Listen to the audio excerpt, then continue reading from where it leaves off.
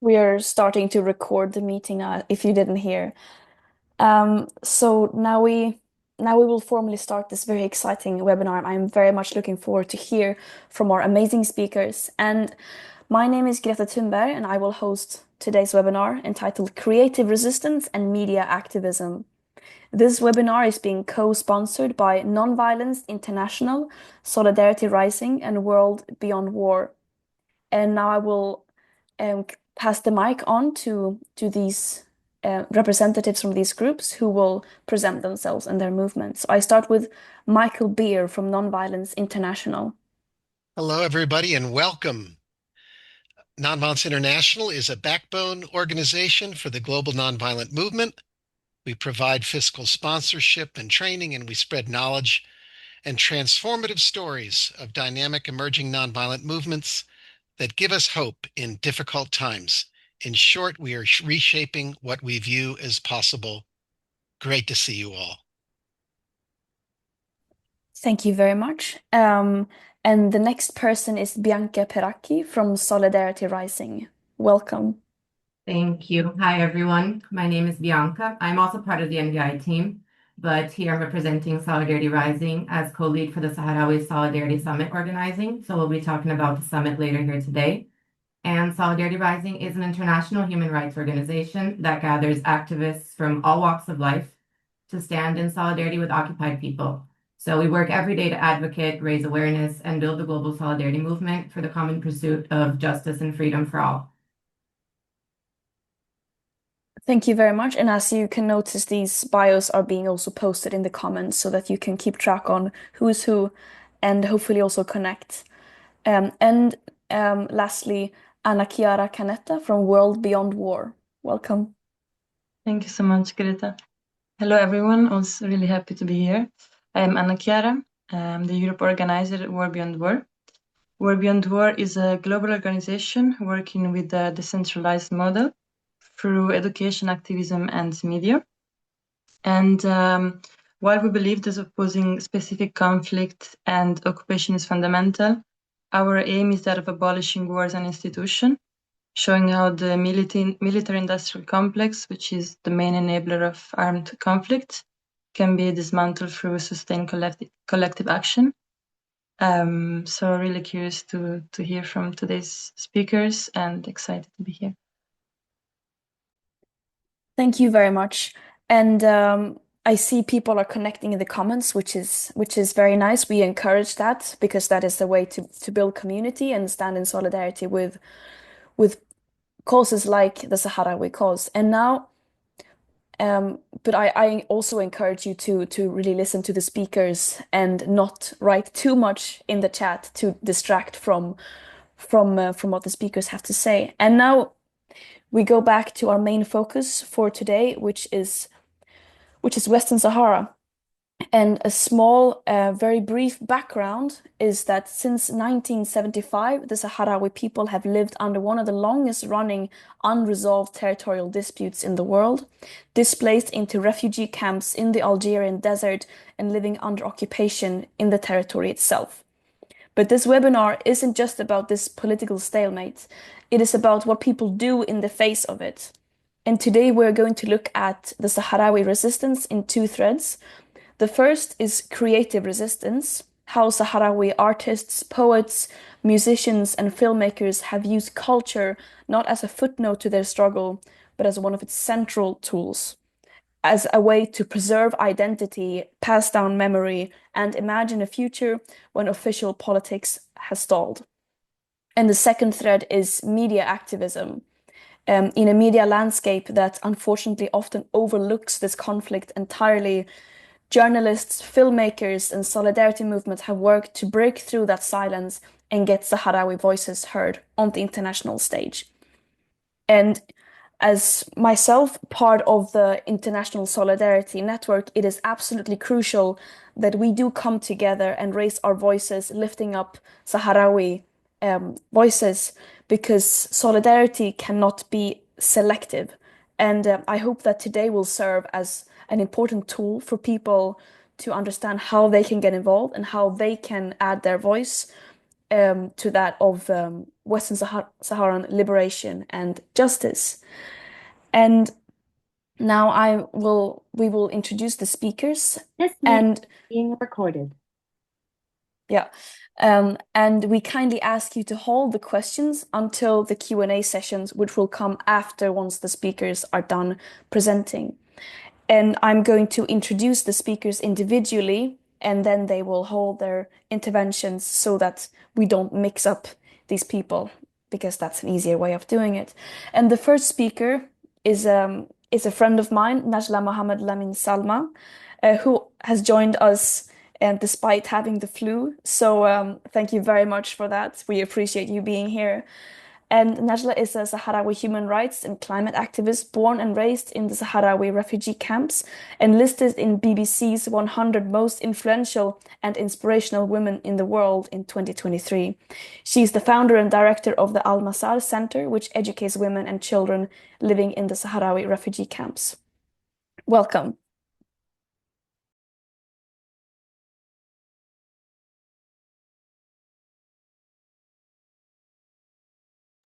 Are you able to unmute?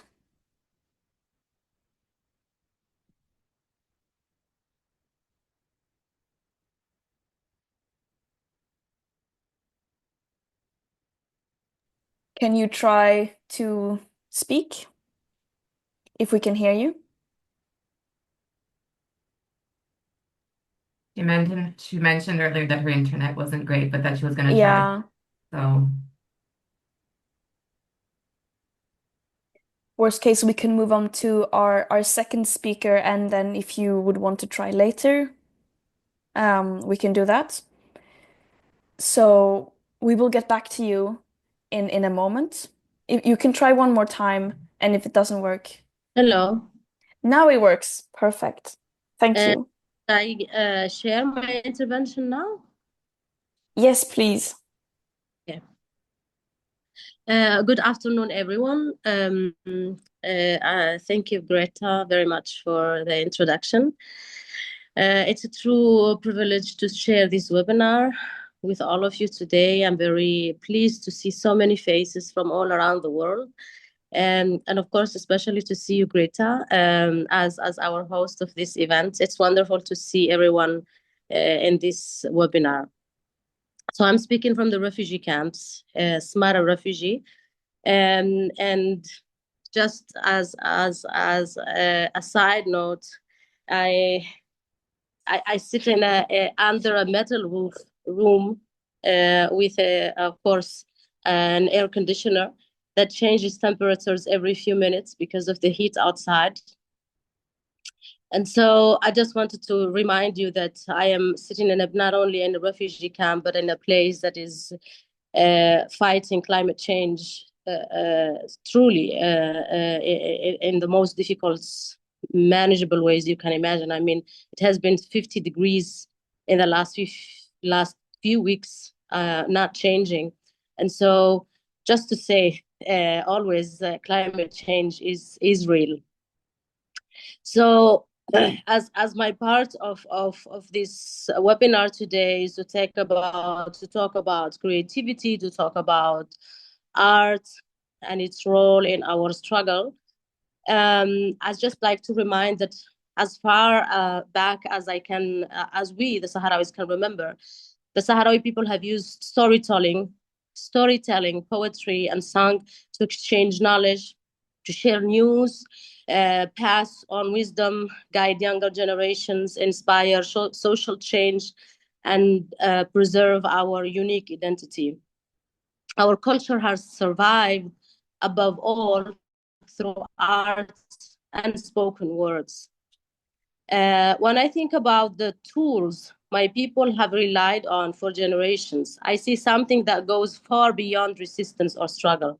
The Sahrawi people have used creativity to sustain life itself and to preserve our connection to our homeland. Sometimes it feels like creative to me, generally, when I'm reading poetry or when I see when older people are telling me about their creative endeavors in the past, it feels like it's almost like a genetic footprint in the Sahrawi people. For generations, Our ancestors preserved history, memory, and knowledge, not through written text, but through the spoken words. Creativity has always been a pillar of the Sahrawi culture, and it continues to be a mechanism of survival, even in the refugee camps of today. A comfortable pillow on which we all rest our hearts in this very difficult reality that we live in today. Art, poetry, and storytelling did more than preserve our culture. They allowed younger generation to build relationship with homeland that many of us have never seen with our own eyes. Of course, most of us, these younger generations who have been born in the refugee camps, a lot of us have never seen our homeland. They shaped our Sahrawi identity, the one thing that the Moroccan regime can never take away from us. And as activists, as soldiers, as women, as young people, I think the spoken word, songs, poetry, storytelling has been used in all throughout generations, gender, ages. And it struck me several years ago when I heard that Sahrawi soldiers composed poetry during battlefields. I mean, I could never imagine a soldier in the battlefield saying poetry to ease the pain, to express grief, and to express longing for their beloved ones. Except when I met a Sahrawi soldier his name is El-Hatter, and he was one of the most sensitive and creative soldier I have ever met. He really surprised me with his creativity and with his ability to write and to express his emotions and his experience in the battlefields and to also to share his inner struggles, losing friends and losing loved ones in the war, and also motivating himself why he should continue this struggle despite the pain. And even now in the camps, in our reality today, in the camps, also in the occupied territories, songs and poetry remain powerful tools, in my opinion. They help us sustain hope and carry on one another through an often absurd and unjust world and reality. Of course, I think you can all acknowledge that it is definitely an absurd and unjust world, especially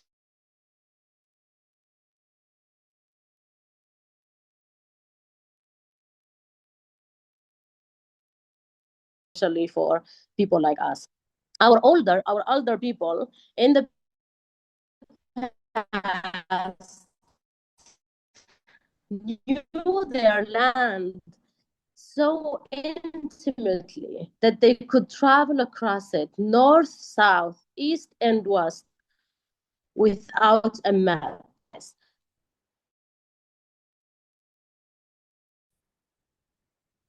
Can you hear me? Now we can. It Hello? was breaking up a bit, but now we can hear you again. Hello? Hello? Can you hear me? We can hear you now. Our ancestors have such a powerful connection to their land that they had an incredible ability to describe it to us. So before I could set a foot in the liberated territories of Western Sahara, even my grandmother, who's not like particularly a poet or a great storyteller, but she had an incredible ability to share and to describe and to transmit these feelings of connection to our land, especially through the poems she memorized, who were recited or were written by other poets. They composed poems about trees, about camels, about valleys, about the sky, the stars, their favorite goats, years of drought, illness, love, disagreement, criticism, faith, everything, basically everything that made up life. They either wrote it in a poetry or made a story about it. Poetry, in my opinion, was never reserved for extraordinary moments like weddings or big celebration. It was woven into the everyday existence. I mean, Sahrawis were saying poetry and storytelling and creating stories in everyday scenario. It doesn't matter how silly, how complicated, how sad, how glorious it was. They wrote poetry about it. That's how they lived life. And after the revolution began, poetry and songs became a refuge within the refugee camps.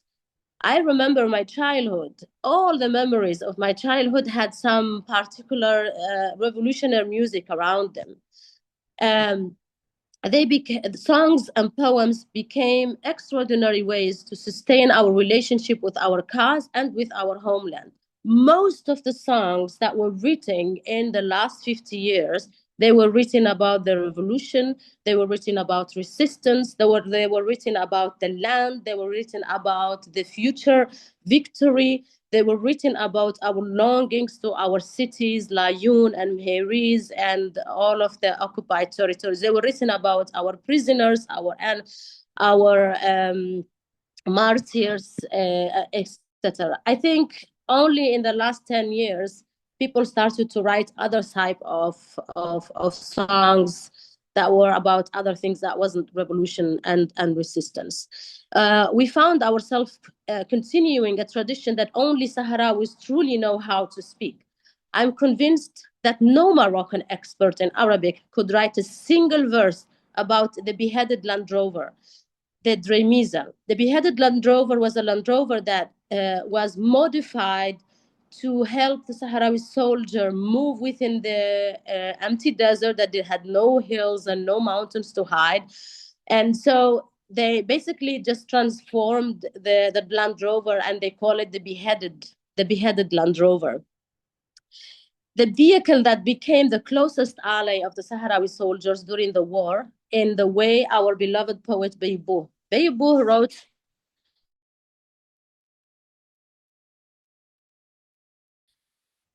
an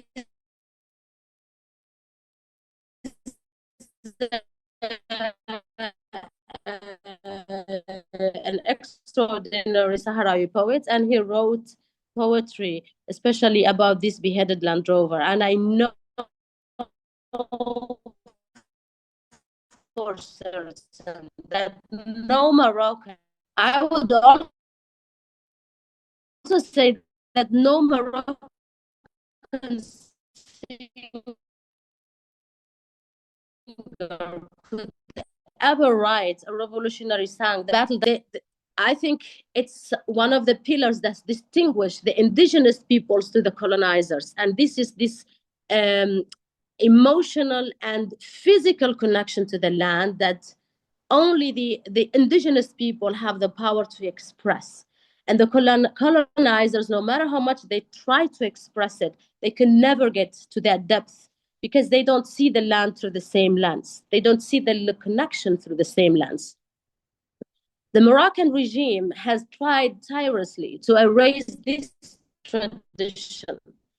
It has tried to imitate, manipulate it, and appropriate it. But colonizers We are losing a bit of the audio, if you can hear me. the uniqueness of our identity and the deep roots we have in our own culture. Why else would something as simple as pitching Najla, can you hear me? can you hear me? We can hear you a bit. It might help if you turn off your camera while you speak. Hello, can you hear me? We can hear you a bit, but if Yes, I can it hear might you. it might help if you turn off the camera while you speak. We've heard almost everything. It's just towards the end that it got a bit unsteady.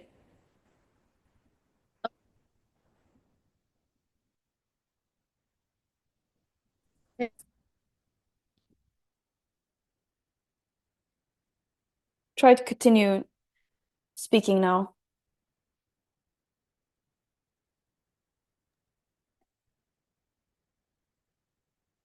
Are you still with us? Now Yes, now we can hear you.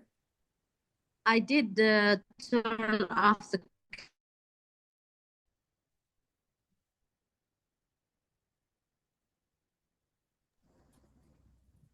Try if you can continue now and see if we can hear you.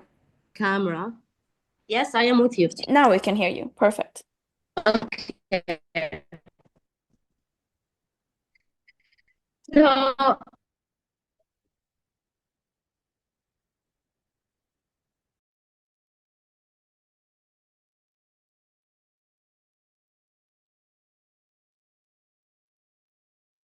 Right, I think we lost her for a moment, so we can always go back to her if you want to move to the second speaker. Yeah, I think we should move to the second speaker.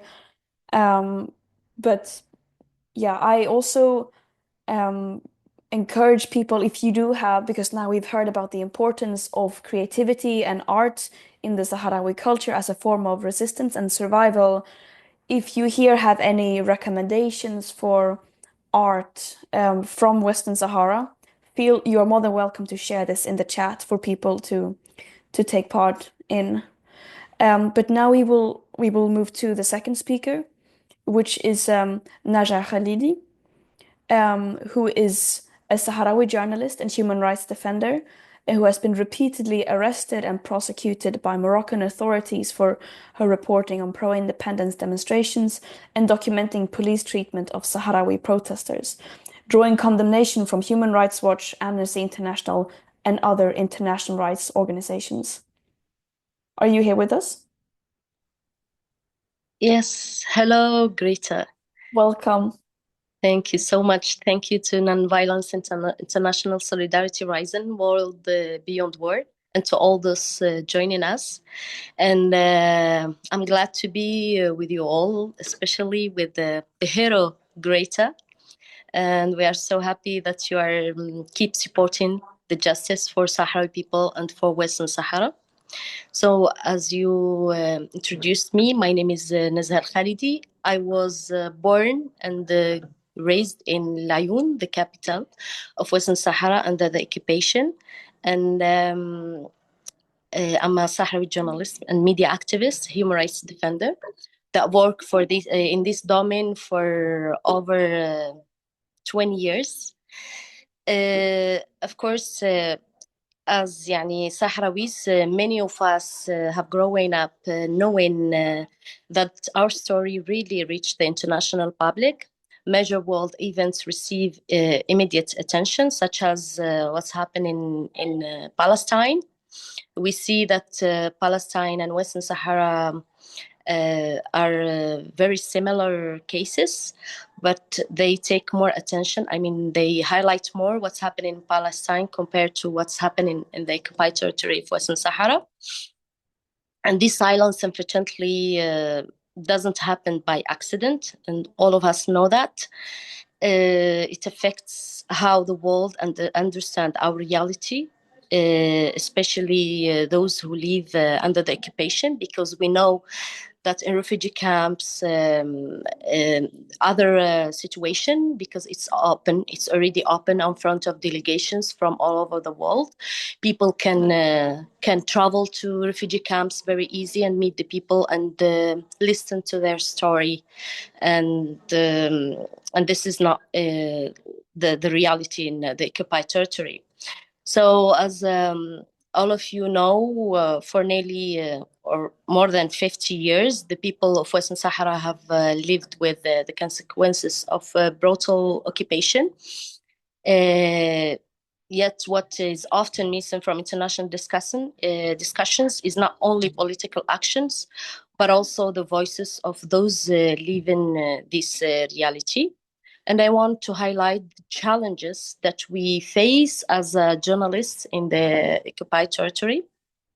Of course, the first risk is the direct physical targeting of local journalists, because there is no international journalist in here, including torturing us in the streets and stealing our materials such as cameras and mobile phones.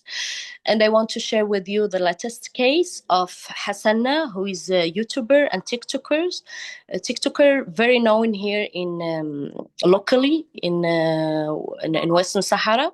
He was targeted by the police while he was sitting in a cafeteria. And this police officer is using civilian vehicles with civilian uniform. And they just jump out from their car, beating him, break his phone on his head, and didn't lift him until he was bleeding.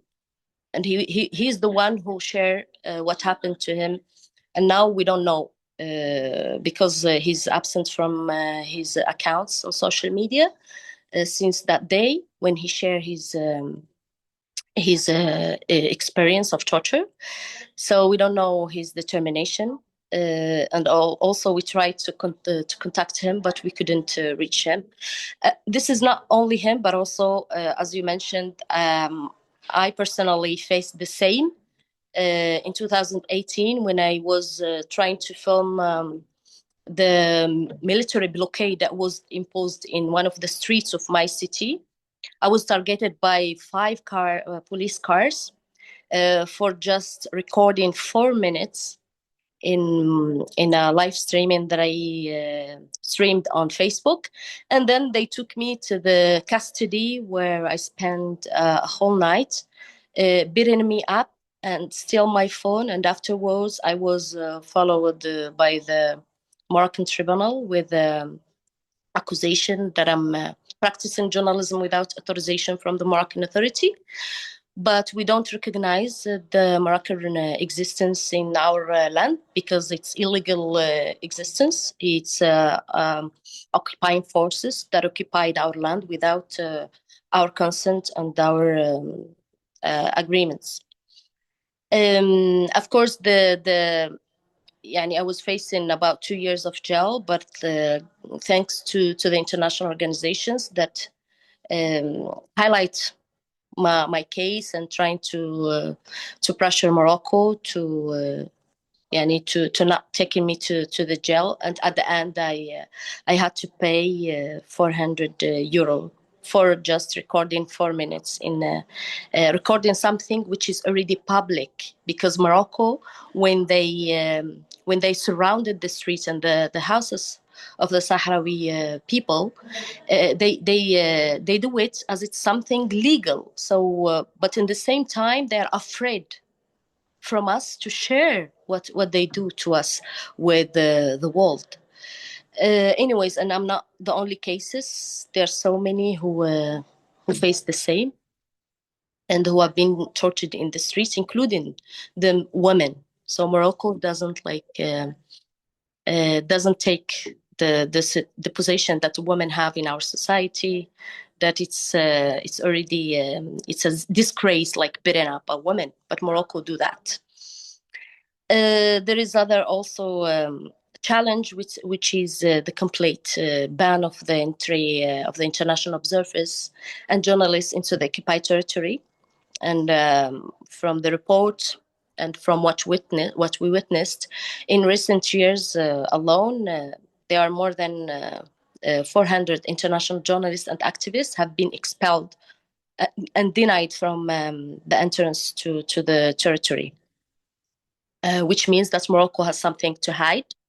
And we know what it has. Imagine that I've been moved to Spain for about 5 years, and now I'm currently in Lyon, in the occupied territory. When I come back, I saw a huge change. Like I meet the people. There are a huge number of Sahrawi prisoners who are now in the prison. More than 3,000 people now in the prison.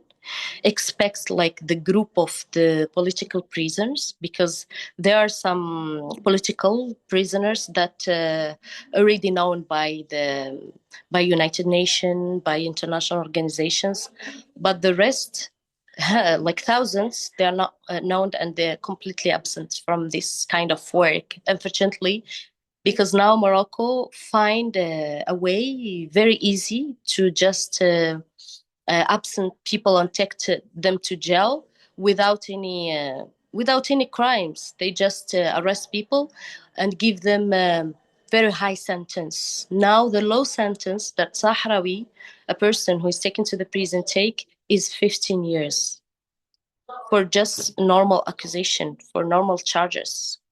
So it's a very easy way that Morocco used to make the people less.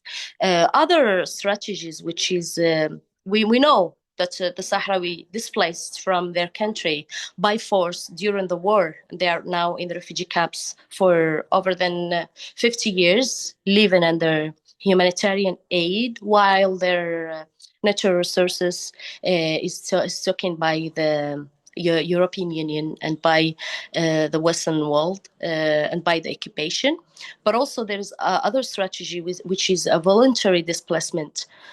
How by changing the life of the people in the occupied territory to just to sad the people here when you don't have any fundamental rights, when you are deprived from the basic rights, which is health treatment, which is education, which is the right of freedom of expression. Then of course you will choose to just immigrate, and this is what happened. And they also facilitate this illegal immigration by open the border in the sea. And of course, the lucky Sahrawis can cross the sea and reach Spain, and the unlucky one, they will of course die and eaten by fish in the middle of the sea. There is a case of Sahrawi called Lihbib Muhammad Fadl, who used also to immigrate, and his video is already posted. He was talking about what he faced by the Moroccan regime and why he chose to escape to Spain. And he took like the I don't know how it's called, but yeah, barco, no, ¿cómo se llama? Shape with more than 60 Moroccans, and some of them from sub-Saharan and African sub-Saharan. And then when he had like some discussion about that Sahara is not Moroccan with one of the Moroccans or a group of the Moroccans who were taking the same shape as together with him, they just threw him in the water. And when they reached to Spain, he wasn't there, and his family was calling, was trying to pressure to take his case serious by the Spanish government. And at the end, Spain did some investigation, and they declared that he was killed by the Moroccans in the middle of the sea. So this is what Sahrawi is facing. Now, if you just walking around in the streets, you will see that there is no Sahrawi man in the street, just women and kids and minors. Everyone, if they don't take them to the prison, they facilitate the illegal immigration. And it's a way also that Morocco like used to pressure the Spanish government if they stand beside the Sahrawis, which is not like I'm not talking about the Spanish population, but I'm talking about the government that support the occupation, unfortunately. And we see them represented by Pedro Sanchez. We see him how he supports Palestinians, and then in the same time they stand for the Moroccan occupation. This is the double standards of unfortunately the governments that benefits from occupation and from the tragedy of the people. There is also the other policy, which is arbitrary arrest and torture, as the case of the journalists who are now currently serving sentences of 20 years and life imprisonment, especially the group of Gde Musique. There are more than 4 journalists beyond them. And also some other journalists from the occupied Smara who are already sentenced to 20 years. There is also other way that Morocco used to target the journalists to stop their work, the local journalists, the digital surveillance and censorship through the hacking of activists and journalists' accounts, as well as exerting pressure on social media platforms to block Sahrawi content. And this is what we see, especially on the platform TikTok. We see how the Sahrawi lives are targeted by the Moroccans and trying to spread their propaganda. In addition, there are hundreds of electronic trolls are recruited to spread propaganda and disinformation about the reality and crimes of the occupation regime against the Sahrawi people. We see also the latest this disgrace of how Morocco used Pegasus spyware, and we saw the investigation did by Amnesty International accusing Morocco by using Pegasus against Aminata Haidar, the Sahrawi female activist who is well known by the world, and also the journalist Bashir Mohammed Al-Hassan, and three leaders from Polisario. So Pegasus also that Morocco bought from Israel, use it against the Sahrawi activists. And we don't know about us because I've never actually checked my phone, but I'm pretty sure that every journalist is targeted by Pegasus. Of course, this kind of policy aims to create an information vacuum that enables the occupation to impose its own narrative while canceling the evidence and the testimonies documenting the occupation's crime against the Sahrawi people's rights to exist. Because Sahrawi people now is really struggling for just existence, to exist. Because if you see Western Sahara, the territory is like the distance. It's really big territory, and it's a fair case. The international law stands for Sahrawi people rights in self-determination, in freedom, and recognize that Morocco is an occupied territory. And we saw the latest resolution from the European Court of Justice that say it clearly that Western Sahara is not part of Morocco. So the EU is not allowed to take our natural resources. But in the same time, the world is blinded. So, of course, the media blockade, Morocco succeeded to, through the media blockade, to just make the world forget about what's happening in Western Sahara. And we call all of you to just stand for Sahrawi and help the Sahrawi people in raising their voice. Sorry. Thank you very much. Thank you for your incredibly important intervention and for your immense bravery and advocacy. We are all in awe of your bravery and very grateful for you exposing the brutal reality of the occupation and the media blackout, and ultimately fundamental human rights being deprived and Sahrawi voices being silenced. So thank you for your important work.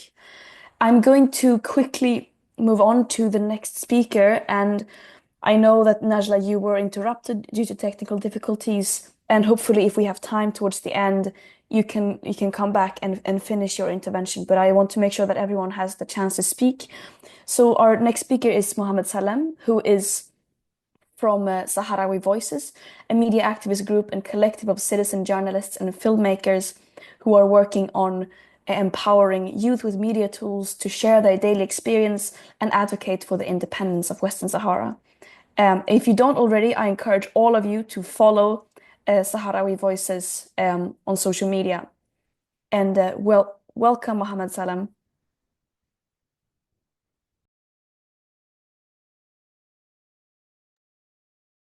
Thank you, Greta. Thanks everyone for coming and for listening to the Sahrawi.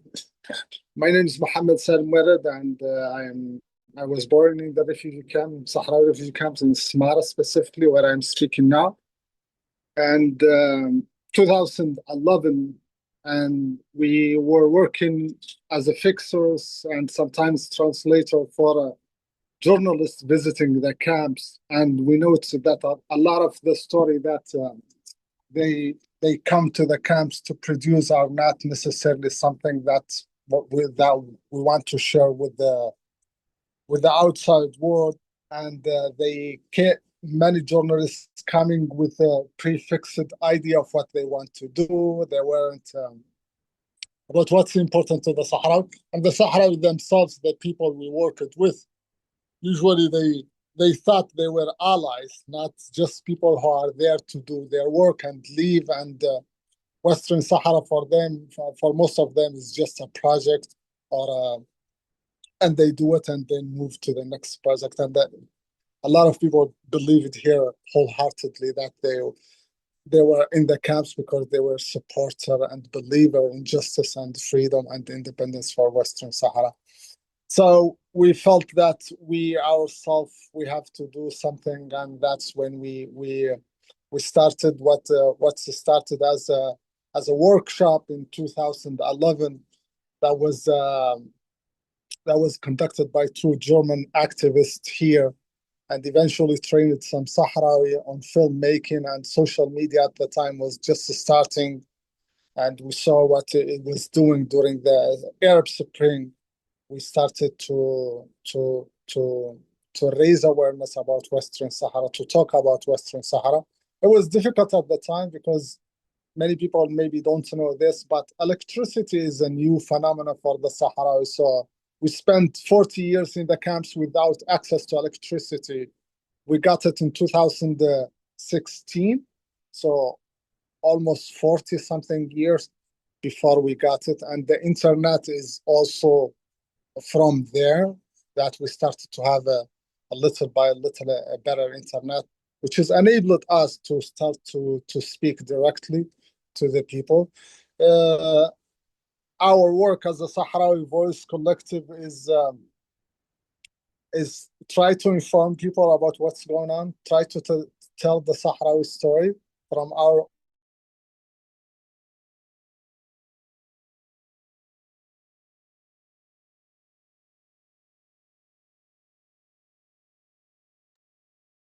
Can you hear me?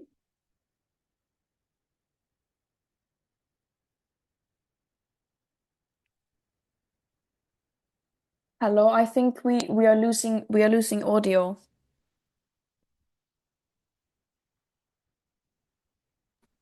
I can hear you, Greta. Yeah, Mohammed Salam, can you hear me?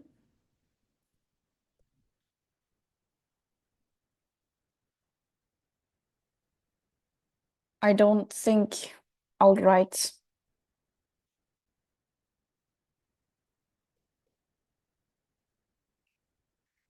I think the connection was lost. Um, I am back. Hello, Sorry. welcome. Thank you. Maybe if you turn off your Yeah. camera, it Okay. will be easier. Perfect. Thank you. So I said our work is focus on three things: try to inform people, also correct the records when there are stories that are distorted about the Sahrawi and their struggle and their activism. We try to connect with the journalists, whether who intend to visit the camps, try to to connect them with people here and help them when they come to the camps, and also those who produce a story try to encourage them to correct the record when they get stuff things wrong, but also produce our own material, which is try to raise awareness about Western Sahara. And the third pillar of our work is to train Sahrawi youth on how to do on filmmaking, on editing, on social media itself, and try to to to pass the mission to them. And we we we have we have we have also worked with our colleague in the occupied territory, Keep Media, specifically to try also to collaborate and work stories from there, and did campaign that we worked on collaboratively, and we worked on a film called Hayu about lit Sahrawi artists that we were able to screen in some festivals in different places. So in a sense, we try to inform, but we try to document the Sahrawi story, document because as Nijla pointed out, a lot of what we have a history of oral, so knowledge and history, and a lot is transmitted through oral story. What we try to do is document it visually so it stays there, so the next generation can see what happened in this time, and also like to preserve the testimony of the people who live it and who experienced it, the beginning of the occupation that preceded us as a human and us as a collective. And yeah, we try to work on fine tuning our methods, and collaborate with other people, and to try to get bigger exposure and reach more audience. And of course, we nowadays the where the economy of attention is difficult to compete with, because we see a lot of there are people who are interested in hearing from people who are under occupation and who are suffering and who are going through difficult time. But also there is a lot of apathy that we can see. People are interested in a variety of different things that we only can hope that we have to balance, to not devote our message from its essence, but also try to reach people where they are, and try to attract as many supporters as possible. And I don't want to pass time. I think I said enough. So if people want to ask, to connect, to communicate, then yeah, feel free to do that later. Yeah, thank you very much. And the link to the social media page we'll share in the chat. I encourage all of you to go and follow it. And thank you, Mohammed Salem, for continuously speaking up, despite so many attempts to silence Sahrawi voices and the media blackout. It is really, really important. And I will now move on to our final speaker, Mahfoud Bekhri, who is a Sahrawi human rights and climate activist from the refugee camps, who is also co-founder and member of the coordinating team of Western Sahara is Not for Sale, to campaign against multinational companies involved in the plunder of Sahrawi natural resources and for respecting international law, and has also been a very central Sahrawi voice in UN negotiations and other international communities, pushing for Sahrawi voices to be present, which is a necessity. Very welcome. Thank you very much for the organizers. Can you hear me? Yeah, thank you very much for the organizers. Thank you, Greta, for hosting this very interesting webinar, and thank you also for centering Sahrawi voice. I'm very happy to be here together my colleagues and friends, with Mohammed Salim, Najla, and also Nezha. I think I was primarily basically invited to be speaking about a report we have published recently at the UN, but I think about the situation of human rights in the occupied territories of Western Sahara. One of my basically main focus in the few last years have been working with people, or with focusing in the occupied territories and trying to bring some visibility around the situation of human rights violations, but also supporting the work that is done by Sahrawi human rights defenders. But I think my friend Nazab already served also as a testimony from the same occupied territories, and I think that's so I'll be taking that very quickly. But before that, probably I wanted to speak about two things. Probably some of you have seen like the latest video like published by President Donald Trump on his social media about a highway in the like linking Morocco to the occupied territories of Western Sahara, and that Morocco has named after Donald Trump. I think that gives us a bit of an image of how Morocco is trying basically to sell the occupied territories of Western Sahara, now naming railway, but also before that even giving a lot of the territory, but also a lot of the natural resources, not only to companies, but also to some of the states in return to the political support that has been gaining through these countries. And I think the United States of America represents like one of the countries that have aggressively gone in these diplomatic supports to Morocco through recognizing the so-called sovereignty of Morocco over Western Sahara. So we're seeing now how Morocco is trying basically to use Western Sahara and the links to this to its occupation to Western Sahara as as return to those people who have shown support to its illegal occupation to Western Sahara. And the second thing I wanted to highlight here is that Sahrawi voices has been silenced not only in the spaces where traditionally there have been no Sahrawi voices because Morocco is present and it's there.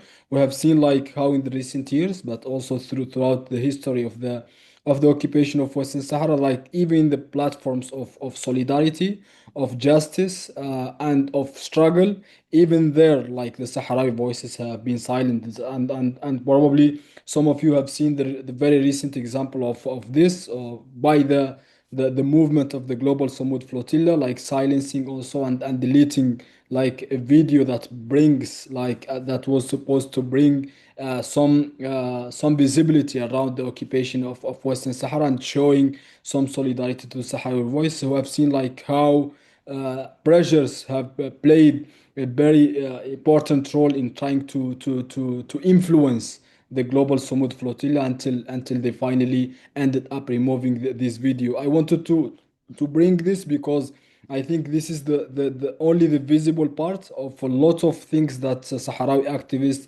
human rights defenders, Sahrawi voices in general have been going through this kind within this kind of platforms. You can say like climate justice platforms or camps, but also like international solidarity like conferences, etc., where we can talk about everything except for Sahrawis, because you will find like there from within inside people who their principal mission is to try to silence their voices and to boycott them.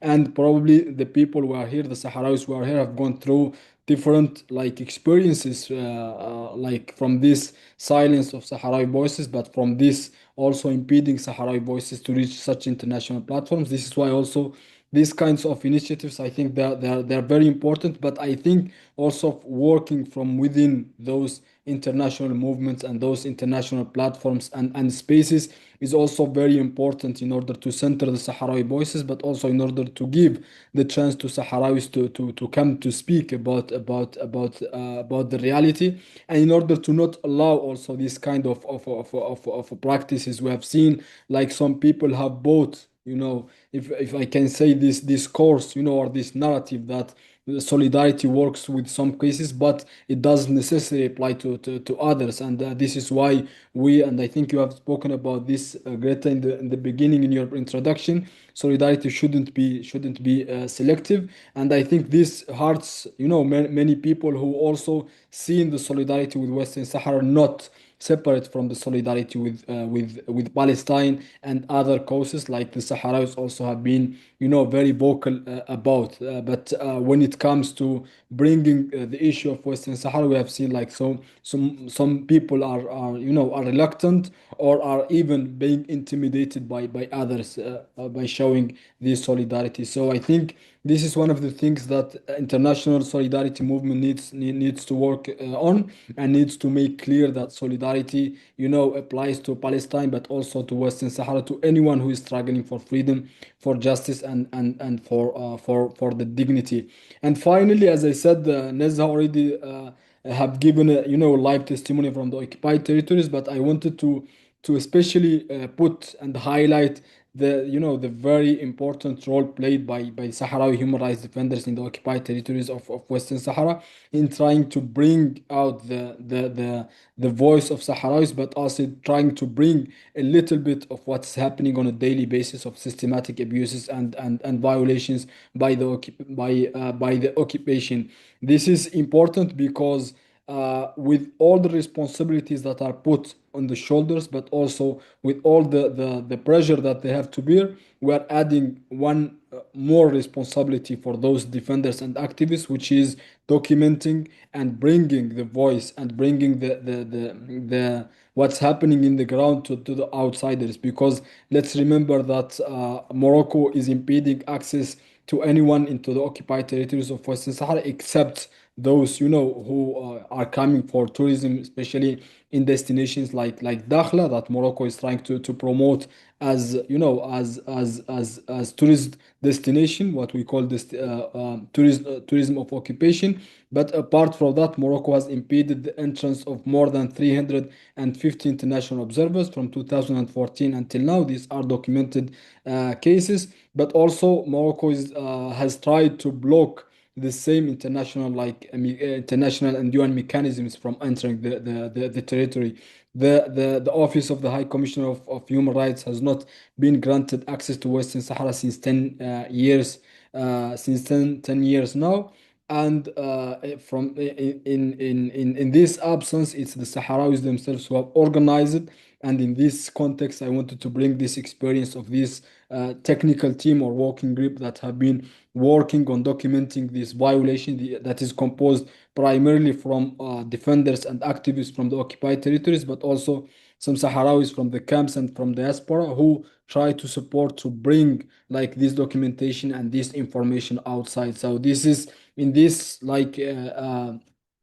in this framework comes these reports that we have presented in Geneva only few weeks ago, and it comes as the third initiative from this nature to bring basically those violations who were able to be documented. Because let's also say that not all violations have been documented. Like our colleagues in the occupied territories this year or during 2025 have documented more than 170 documentation from arrests, from the arbitrary detentions, but also from violations in the context of prison, together with many other violations. This is only few of what's happening in the occupied territories. And what we try to do as a group is to put this in a document, in a report that basically helps us to come with and to make some advocacy around it in these international spaces. Let's say that these spaces are already very difficult as well, and Morocco is trying to impede the access for Sahrawis even to coming to the platforms such as the UN Council of Human Rights, together with many other organs. And also it's trying to intimidate these institutions by from doing their job, which is basically supervise this situation, this very serious situation of human rights in occupied Western Sahara. So I wanted to applaud, as I said, this role and commend this role of these brave human rights defenders, that despite all, including the use of spyware, as already shared by Nezha against them, they still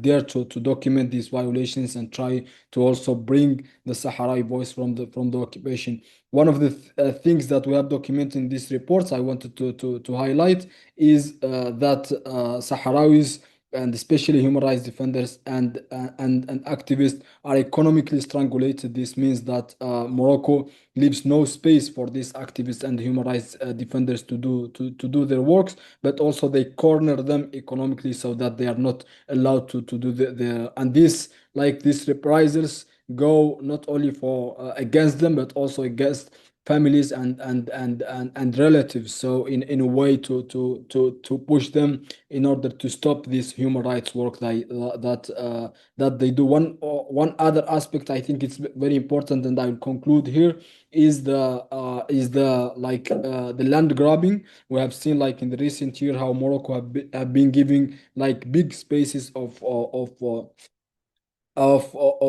land in Western Sahara to international companies, but also to some states like the Gulf states. And I've also mentioned this, this link between this highway that will be inaugurated, that basically connected Morocco to the occupied territories of Western Sahara, in a way also to facilitate this infrastructure of the occupation. As I said, probably colleagues have shared this report. You can find also like a summary of it there, that brings a lot of like cases with names, of course, and with surnames. But this is only like very few of yeah, like the big picture of the violations that are happening in occupied Western Sahara, and that these brave human rights defenders and activists put their lives in risk in order to bring to the world. And I will stop here, and of course happy to respond to any question that might come in this sense. Thank you very much again. Thank you very much, and thank you especially for talking about the hypocrisy of the international community, who are speaking up on many topics but somehow fail to speak up on Western Sahara, and which has to be called out for what it is. And I will quickly move to Najla to finish your intervention since you were interrupted. And then we will go to some general information about the Solidarity Summit 2027 before we move to the Q&A. So Najla, on to you. Thank you very much for giving me another chance to finish my intervention. So I think I stopped around the part that I was talking about the fear that the Moroccan regime has of the Sahrawi identity, and any use of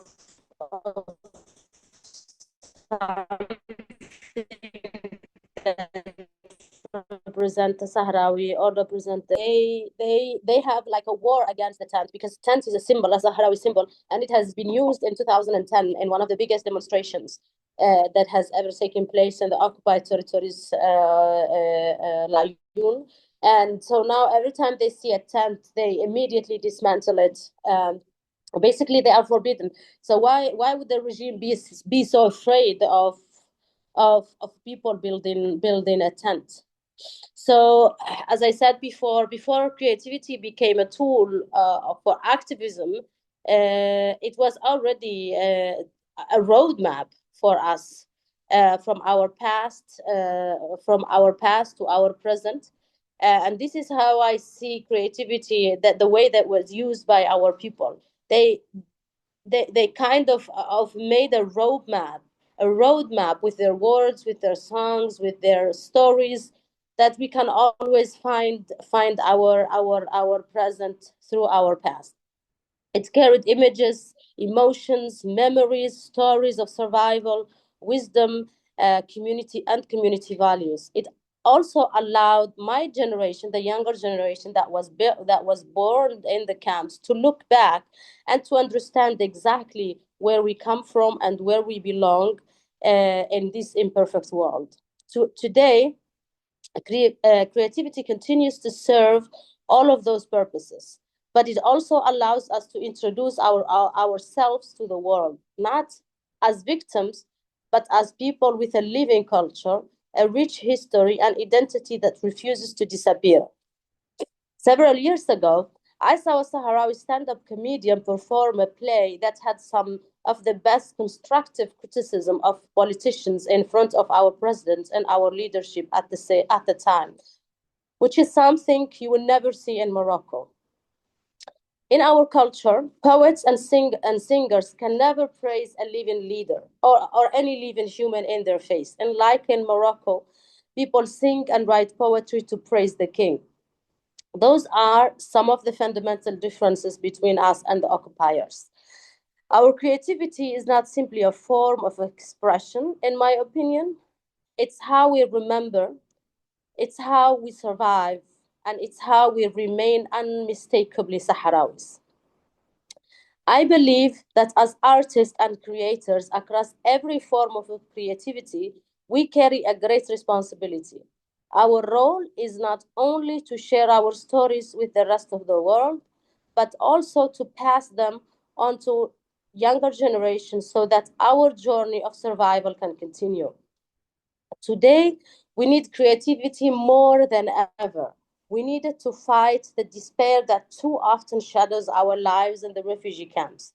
We needed to remind ourselves that our identity is not defined by our displacement, but by the culture we continue to create, protect, and pass on. I know that our future will not depend only on storytelling or poetry on songs. Today, creativity exists in every imaginable form: film, photography, painting, music, literature, digital media, and countless other forms. We will have a Sahrawi young generation to embrace all of them. But whatever medium we choose, we must always begin from who we are and from our place in this world. That's why I wanted to emphasize in this roadmap that our ancestors passed, and to also always go back to the way our ancestors practiced creativity. It is easy to get lost in today's world. It is easy to forget where we come from or to question where we belong. But our ancestors did an extraordinary job of preserving the truth about who we are.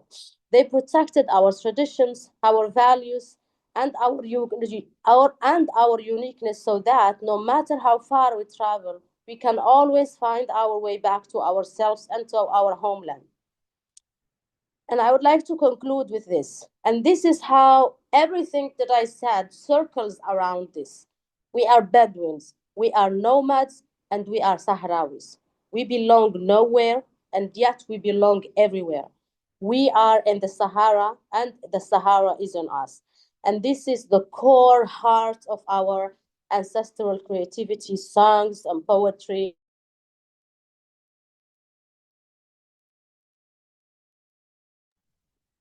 Thank you very much for those words. Which takes many forms and will continue to take many forms. And I think it's very important. And I thank you for finish my intervention, and thank you very much. Thank you very much. We are very grateful that you all joined with us. And I very much agree with what Naja was saying. When I was in the camps, I met some of the most resilient, beautiful souls I have ever met. And I am convinced that, as you said, creativity plays a central part in that. I will now quickly pass it on to Bianca because we will now speak to you a little about the Sahrawi Solidarity Summit before we move to the Q&A. Thank you, Greta, and thank you for hosting here today again, and thank you to all our wonderful speakers. You are incredibly insightful and inspiring. And I will share quickly a bit about this event with everybody here because I think it's very timely and important. And then we can go to our Q&A with our panel. But the Sahrawi Solidarity Summit is basically our response to this international silence on Western Sahara that all the speakers just mentioned to you. So it is an international gathering that brings together the international solidarity movement in different regions and countries, researchers, activists, journalists, parliamentarians, everything you can think of, young activists we're looking for as well to bring them. For now, we have over 30 different countries from the registrants that we have until this minute. So we'll have a big diversity also in background geographically to bring them directly into the Sahrawi refugee camps near Tindouf in Algeria, where 3 of our speakers are speaking from now. It will happen in January, from January 4th to 7th of next year. This will be the second edition. So the first one, like Greta was mentioning, happened last year where she attended. And participants will be guaranteed exactly that, a cultural and immersive experience, because we will be staying, all of us, with Sahrawi families that will open their homes to us during those days.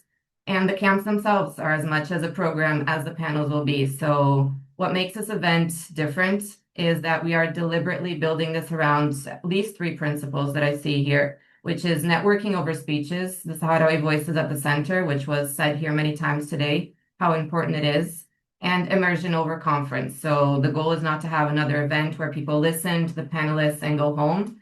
It's to turn these people into from casual supporters into long-term allies for Western Sahara and to connect different solidarity movements. So we said here this today, Palestine needs to be connected to Western Sahara. Labor and climate issues are also part of the Western Sahara issue, and get every regional group on Western Sahara that exists into one room.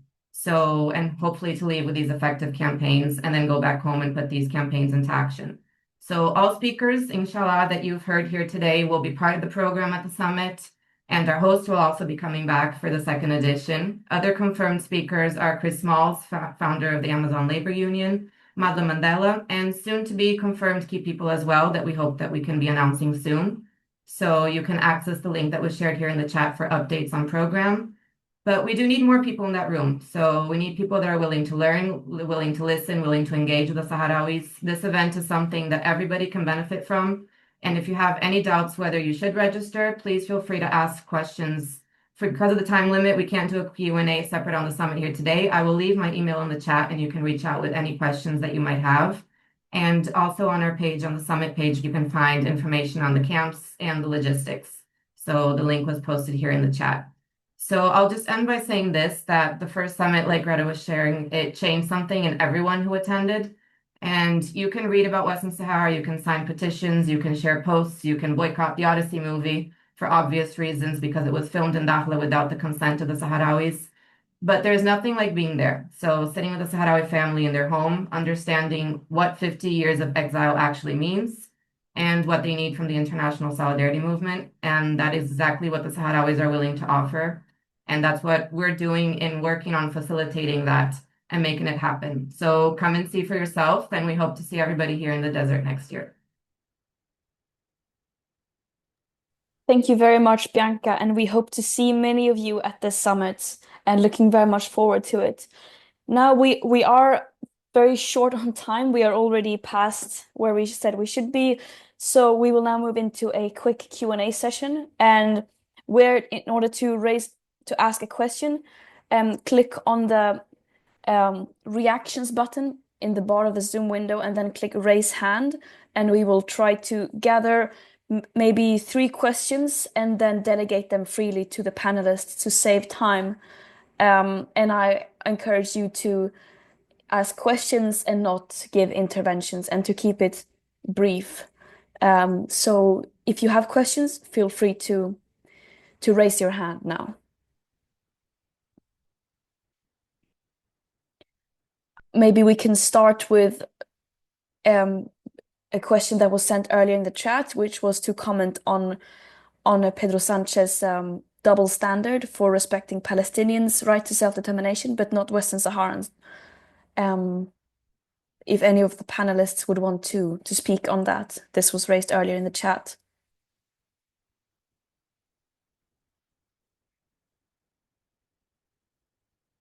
Yeah, go ahead. For me, I think Pedro Sanchez is doing Palestine because it doesn't cost him a lot. And it's a cheap propaganda and PR for him to present himself as this respected international leader. And while his country is involved and has a historical responsibility of an actual legacy of their own making, and a neighboring country, which is Western Sahara, that they have occupied for nearly 100 years. And he himself was the one who took a new, bold, and shameful move when he recognized the Morocco sovereignty over Western Sahara. So he's not the leader or the ethical leader he tried to present himself. He's doing it in Palestine because it doesn't cost him a lot, and it's something that he can whitewash his own image inside Spain and presenting Spain in a good light. That's all. But when it's put in test to a neighboring country, well, we see what happened. He gave up Western Sahara, and all kind of concession for Morocco for nothing. So he's not that ethical or a brave leader that he tried to present himself. That's my answer. Thank you very much, Mahfoud. No, just adding on what Mohammed Salim have said, I think Spain, the government of Spain now is the clear example of the double standards. I mean, whenever you want to give a clear example of what double standards mean, you can give the Spanish government because despite, I mean, Spanish population being, I mean, one of the biggest like peoples in solidarity with Western Sahara, despite also the historic responsibility that Mohammed Salim mentioned.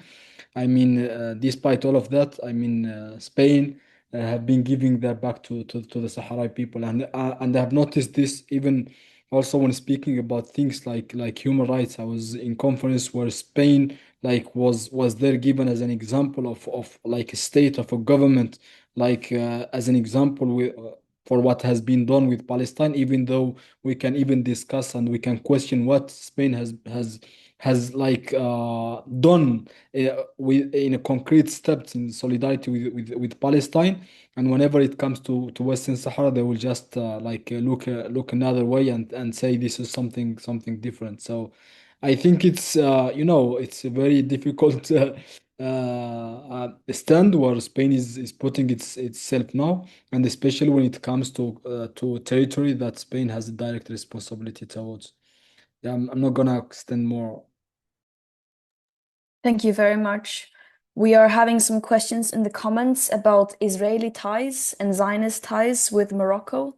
If any one of the speakers would want to talk about that.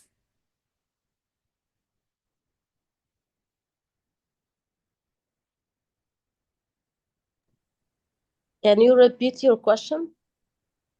I was saying that in the comments, some people are asking about Israeli and Zionist ties with Morocco. If you would have any comments on that. Yes, I have a lot of comments. I think Israel, Morocco, in my opinion, is the Israel of North Africa. And I think most of the things that Morocco is doing with Western Sahara case is copy pasted from what Israel has done to the Palestinians. And one of the many things that Morocco is copying from Israel, of course, is like the walls. So there is a berm that divides Western Sahara from the north to the south. It's 2,700 kilometers long, and it was engineered by Israeli soldiers. We know recently Morocco gave its position on the Palestinian cause and normalized relation with Israel in exchange so that the U.S. Acknowledged the sovereignty of Morocco over Western Sahara. For example, Israel always promotes itself as the haven of human rights and democracy in the Middle East, and so Morocco it cannot promote itself as the haven of human rights and democracy in North Africa, but it represents itself as the leading country not only in North Africa but in the Middle East in green energy and clean energy and environmental practices. They don't only share intelligence, they share military trainings. Moroccan soldiers are going into Gaza with the Israeli soldiers. The Israeli soldiers are going into the occupied territories of Western Sahara. The main drones that are used in the war of Morocco now against the Sahrawi people are Israeli drones. So the ties are stronger and stronger, and we don't even see all of them. Those are just what surfaced in the last few years. So the connection is both colonizers and both occupiers sustain each other. They sustain each other through geopolitics, through support, through diplomacy, through military training in all spheres. So they are the best allies, and despite some civil society position of the Moroccans for the Palestinians, But of course, I think the most famous and the best revelation is that they normalized relations with Israel, despite the fact that they are committing a genocide in Gaza and doing all of the horrible crimes against the people of Palestine. I wanted to add to this that besides all what was mentioned by Nejla, we all know, I mean, that that relations between Morocco and Israel have been ongoing even before the Morocco engaging in the Abraham Accords in 2020, in in this famous deal in which the US would be the first country in recognizing Western Sahara as part of Morocco. What is more dangerous for me is that Morocco is having this like these big ties with Morocco, but the same Morocco, through its different angles, is trying to control even the solidarity with Palestine.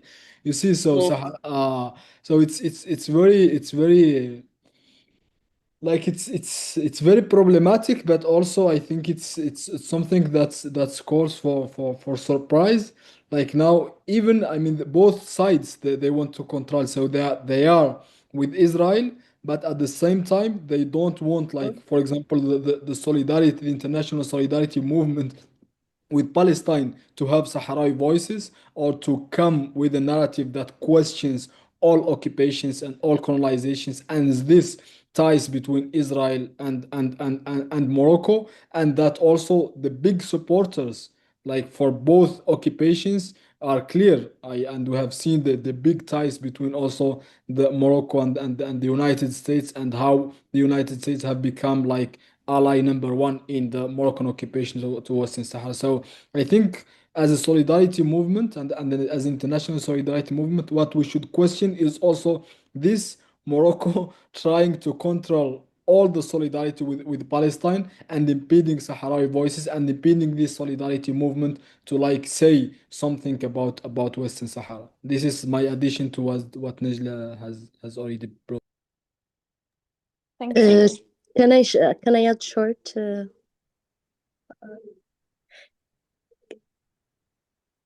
Yeah. So, can you hear me? Yes, we can hear you. Go ahead.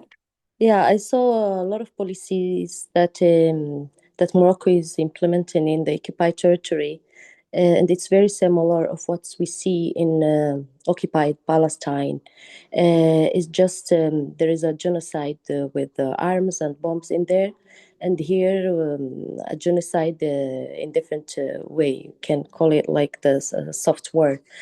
We see the settlements now, especially after the war come back again in 2020. There is thousands, if not millions, of settlers are now in Western Sahara. They give them very good conditions of life, give them work to keep them in here. We see also the displacement of the original the population, indigenous people, out of the territory. Now the Sahrawis in their land, in the occupied territory, are very, very few. They were already minority, but now they are very, very few. There is also Morocco is also using a way that is used by Israel, which is dividing the activists through colors and or categories, and giving each activist or activists like some colors. For example, who the activists that face Moroccan occupation a lot, and it's a risk for the Moroccan governments, give him like a red color, and like the less one orange color, and the last one like yellow color. And this is this way we saw it in Palestine. We see also how they take the houses of the Sahrawis. Every time they tell us that they have some project and they are going to give the Sahrawis some money, but the Sahrawi all the time refusing that. But there are, unfortunately, some of them were were expelled from their houses, and they were taken by the Moroccans authorities. We saw also that the Sahrawi, unfortunately, even and here compared to Palestinians, we see that there are millions and they can resist, but the when it comes to Sahrawi people, there are very few. Even they resist, it's easy for the Moroccan authority to just silence their resistance and end up with their struggle. And of course, the military support, the drones now that they kill, that the Moroccan use to kill civilians are from Israel, and also China and Turkey regarding the latest report from Yadao Tahranut, which is a famous Israeli newspaper that share this information. So there are a lot of similarity. We saw also we see the wall that divide the land and the people. That's longest 2,700 kilometers, and that has millions of landmines that threats the Sahrawi life. Before and now, of course, Sahrawis, if they just want to travel to Mauritania, they will be killed in the liberated area by Israeli drones that is used by the Moroccans. Thank you. Thank you very much. I think we covered a lot of ground tonight. And I want to once again thank the amazing panelists. I do think we have to wrap up now because we have gone way ahead of time, but I think it was definitely worth it because, yeah, we covered a lot of ground. And again, I know that these panelists don't want our thank you and gratitude, but they want us to act and to actually use what we learned today to activate ourselves and our own communities to collectively speak up for Sahrawi liberation and justice. So I encourage you all to do that and to continue sharing resources.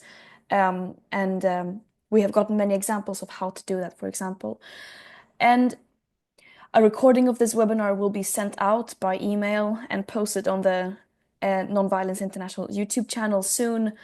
All links to the organization's social media, so you can follow their activities, will be shared in the chat here. Thank you. And I would once again want to repeat what was said before, and a very relevant topic is the Odyssey boycott, a movie which was filmed on occupied Western Saharan land, to reiterate that. And yeah, let's continue this together, because only together we can build a world that we all want to live in. And Western Sahara is a cause that impacts all of us. We cannot be silent in the face of injustice, and we cannot have selective solidarity. So we all have to speak up for Western Sahara. And with that, I want to thank you once again. Have a great continued evening. And I encourage you all to unmute yourself and to say goodbye, maybe even in your native language, so that we get even more interactions. So, hej då! Ha en trevlig kväll. Wiedersehen. Bye. Bye. Gracias. Danke.